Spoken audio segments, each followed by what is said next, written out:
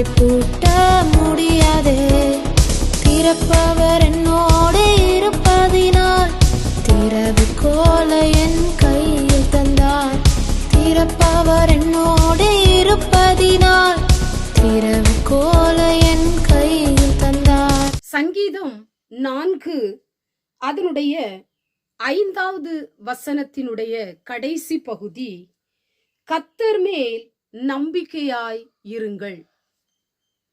இந்த நாளில கூட நம்முடைய நம்பிக்கை ஆண்டவர் மேல் இருக்க வேண்டும் என்று வேதம் சொல்லப்பட்டிருக்கிறது. உங்களுடைய நம்பிக்கை ஆண்டவர் மேல, வசனத்தின் மேல, ஆண்டவருடைய வார்த்தையின் மேலே நிலைத்திருக்கும் பொழுது நீங்கள் எதிர்பார்த்து கொண்டிருக்கிறதை ஆண்டவர் உங்க கையிலே கர்த்தர் தரப்போகிறார். இன்னைக்கு சில நேரங்களிலே வசனத்தை கேட்கும் போது மாத்திரம் நமக்கு நம்பிக்கை வருகிறது. வசனத்தை வாசிக்கும் போது நமக்கு நம்பிக்கை வருகிறது.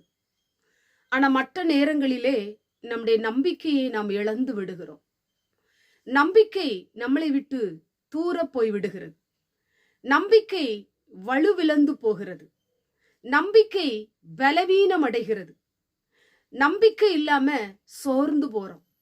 நம்பிக்கை இல்லாம கவலைப்படுறோம். நம்பிக்கை இல்லாம வருத்தப்படுறோம். ஆனா வசனம் என்ன சொல்லப்பட்டிருக்கிறது? கர்த்தர் மேல் நம்பிக்கையாயிருங்க. உங்க நம்பிக்கை எல்லாம் ஆண்டவர் மேலதான்.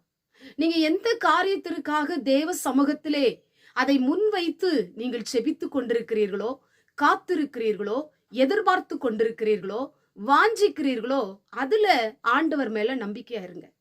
உங்களுக்கு திருமணத்திற்காக நீங்கள் நல்ல துணையை தேடி கொண்டிருக்கலாம்.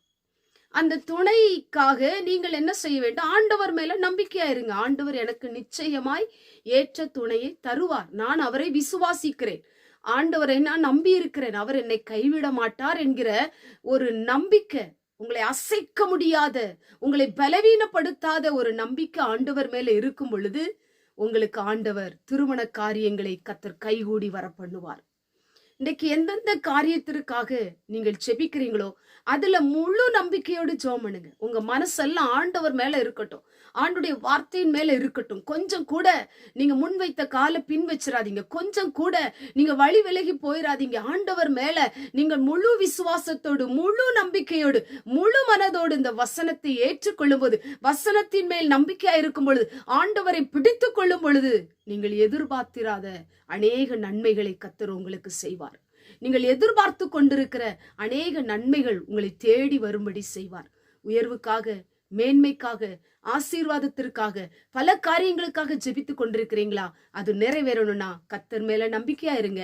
இன்றைக்கே ஒரு அற்புதத்தை பார்ப்பீர்கள். இன்றைக்கே நன்மைகள் வருவதை நீங்கள் பார்க்க முடியும். கண்களை மூடி ஜெபம் பண்ணுவோம். எங்கள் பரிசுத்தம் உள்ள நல்ல பிதாவே, கேட்டதான வசனத்தின் மூலமாய் கர்த்தர் மேல் நம்பிக்கையாயிரு என்று வேதம் சொல்லப்பட்டது போல, ஆண்டவரே, இந்த வார்த்தை கேட்டுக்கொண்டிருக்கிற நம்முடைய பிள்ளைகள் ஆண்டவர் மீது நம்பிக்கையா இருக்கட்டும். ஆண்டுடைய வசனத்தின் மீது நம்பிக்கையா இருக்கட்டும். ஆண்டவர் எனக்கு இதை செய்வார், இதை தருவார், இந்த காரியத்தை கைகூடி வர பண்ணுவார் என்கிற ஒரு நம்பிக்கை கர்த்தர் மேல வைக்கட்டும்.